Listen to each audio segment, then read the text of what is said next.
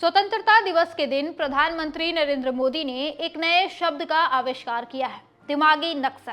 जब से ये शब्द सुनने को मिला है, तब से ही पूरे भारत की जनता के मन में एक सवाल घूम रहा है। मोदी सरकार के लिए दिमागी नक्सल आखिर हैं कौन? बीजेपी के नेता मनोज तिवारी ने तो पूरे विपक्ष को ही दिमागी नक्सल करार दे दिया। फिर बीजेपी सांसद और यूपी के पूर्व डीजीपी ब्रजलाल ने भी दिमागी नक्सल की एक परिभाषा बताई है।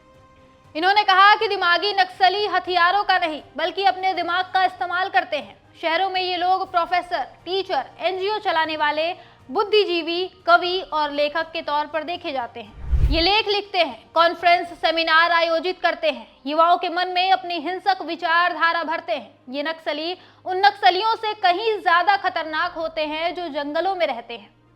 ये तो हो गई बीजेपी की परिभाषा। अब आते हैं मोदी सरकार की परिभाषा पर। मोदी सरकार की नजर में हर वो नागरिक, चाहे वो बच्चा हो, जवान हो या बूढ़ा, दिमागी नक्सल है जो सत्ता से सवाल करने की हिम्मत करता है।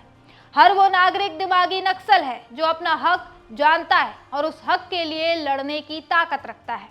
इनके लिए मणिपुर के लोग सबसे बड़े दिमागी नक्सल हैं, क्योंकि वो सालों से मोदी सरकार से डिमांड कर रहे हैं कि मोदी जी एक बार मणिपुर आए और उनका हाल देखें। एक बार मोदी जी उनके इस हाल की जिम्मेदारी लें, उनके इस सवालों का जवाब दें।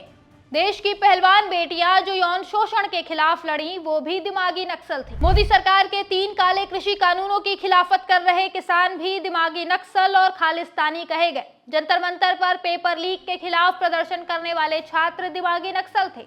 वो जेनजी छात्र दिमागी नक्सल है जो आज भी शिक्षा के लिए लड़ाई लड़ रहे हैं। वो जैन अल्फा भी दिमागी नक्सल है जो लखनऊ में आज शिक्षकों के लिए प्रदर्शन कर रहे हैं।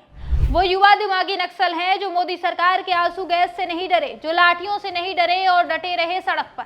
वो जिद्दी जेनजी छात्र दिमागी नक्सल हैं जिन्होंने तब तक चैन की सांस नहीं ली जब तक धर्मेंद्र प्रधान ने शिक्षा मंत्री के पद से इस्तीफा नहीं दिया। वो युवा दिमागी नक्सल हैं जो वीडियो बनाकर मोदी सरकार के निकम्मेपन, इनके भ्रष्टाचार की पोल खोल देते हैं। वो युवा दिमागी नक्सल हैं जो सवाल करते हैं, बेरोजगारी, पेपर लीक, महंगाई के खिलाफ बोलते हैं। वो सब दिमागी नक्सल है। हम भी, आप भी, पूरा देश जो भी सवाल करे वो दिमागी नक्सल है। और ये सिर्फ आज की समस्या नहीं है, ये सिलसिला 2014 से ही चल रहा है। सबसे पहले बुद्धिजीवी अर्बन नक्सल कहलाए, फिर युवा टुकड़े टुकड़े गैंग बन गए। किसानों ने जमीन का सवाल पूछा तो खालिस्तानी करार दे दिए गए। मजदूरों ने मेहनताना मांगा तो देशद्रोही हो गए। विपक्षी सवाल पूछे तो कभी पाकिस्तानी, कभी चीनी, कभी विदेशी एजेंट बन गए।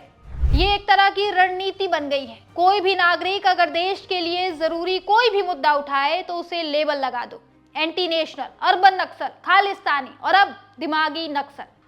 बुद्धिजीवियों को पहले टारगेट किया गया, विश्वविद्यालयों में सवाल उठाने वाले छात्रों को झेलना पड़ा, पत्रकारों को, सामाजिक कार्यकर्ताओं को भी नहीं बख्शा गया। अब बच्चे जब भविष्य की चिंता करते हैं तो उन्हें भी दिमागी नक्सल करार दे दिया गया। सत्ता आज इतनी असुरक्षित हो गई है कि हर आवाज को दुश्मन मानने लगी है, हर आवाज पर सवाल उठाने लगी है। सवाल पूछना ही अब नक्सलवाद हो गया है। लोकतंत्र में सवाल पूछने का अधिकार सबका है, लेकिन आज लोकतंत्र ही नहीं बचा है।